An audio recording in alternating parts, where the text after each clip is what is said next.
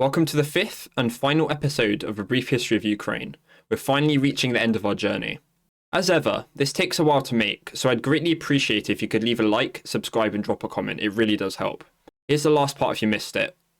Without further ado, let's get right in.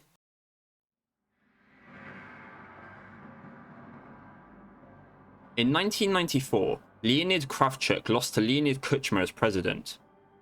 Kuchma got rid of many Soviet-era institutions, including the constitution, and replaced it. One issue that all politicians struggled to solve was the economy.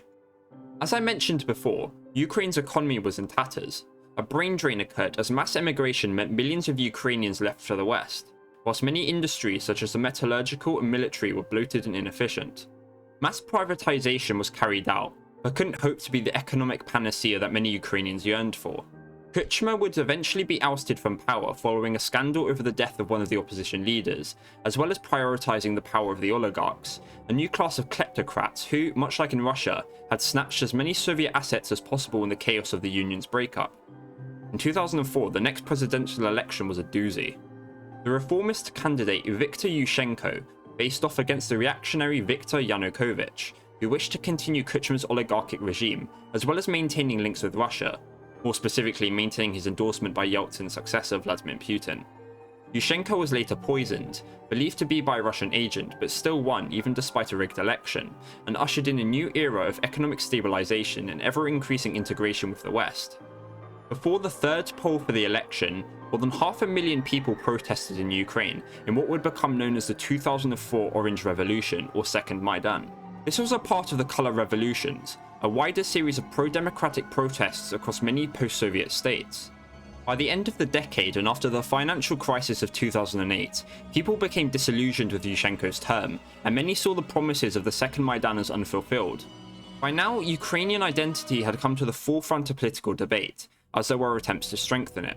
Figures such as Stepan Bandera were rehabilitated with much controversy, leading to further dissatisfaction in a new era that would bring unprecedented turmoil.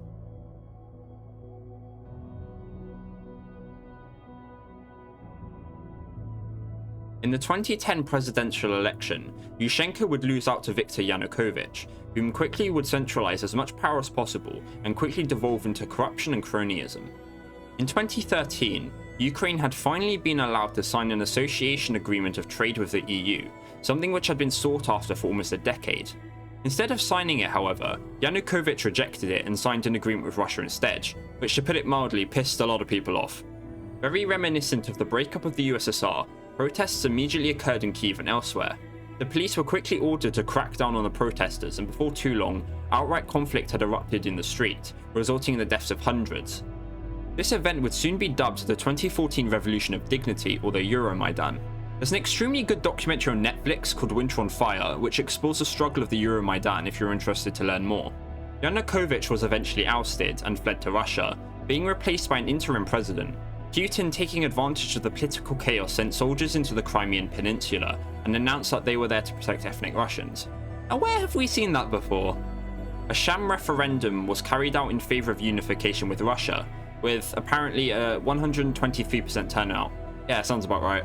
There's a myriad of reasons for Russia's annexation of Crimea, which probably deserves a whole video on its own, but here's a quick rundown. Crimea was known to contain substantial gas reserves around its coastal areas, which were of economic significance, whilst having a permanent warm water port for Russia was vital in projecting influence in the Black Sea. On the surface, the unification of Crimea was presented as restoring Russia's dignity and returning what, in Putin's eyes, were rightfully theirs. Ukraine couldn't really do anything about it, whilst Russia became emboldened at their lack of action. The West had simply given a slap on the wrist in the form of the UN's favourite, a sternly worded letter, and a few weak sanctions, which made Putin only want to go a step further. Demands for Ukraine to shift to a federal model were made, meaning that power would be concentrated regionally. This would allow, in theory, states to secede from Ukraine, either to join Russia or to create a new Russian-controlled buffer state known as Novorossiya. This was rejected, and Russia began to destabilize the two easternmost oblasts of Ukraine, Luhansk and Donetsk, also referred to as the Donbass. Weapons and eventually disguised soldiers were sent into the Donbass, triggering what has become known as permanent warfare in the region, at least before Russia's invasion.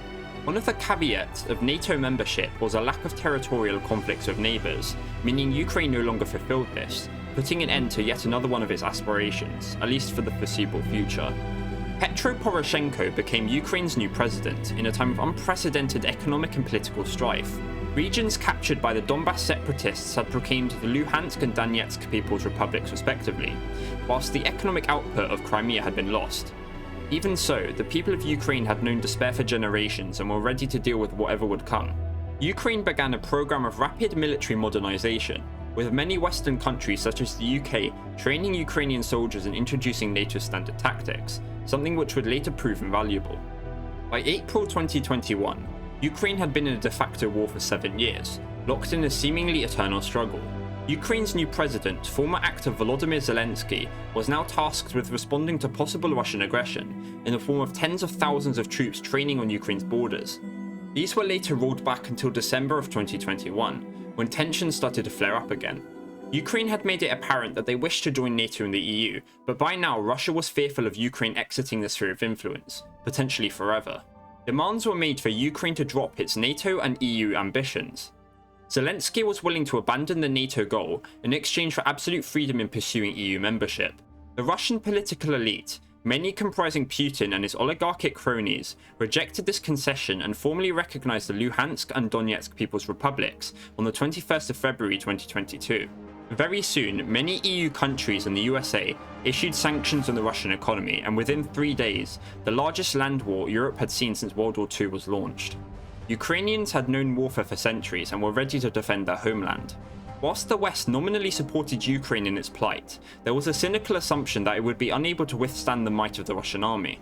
However, many around the world would soon see the resilience that characterized the Ukrainian nation, as the Ukrainian armed forces would wreak havoc on the Russian invaders, inflicting heavy casualties.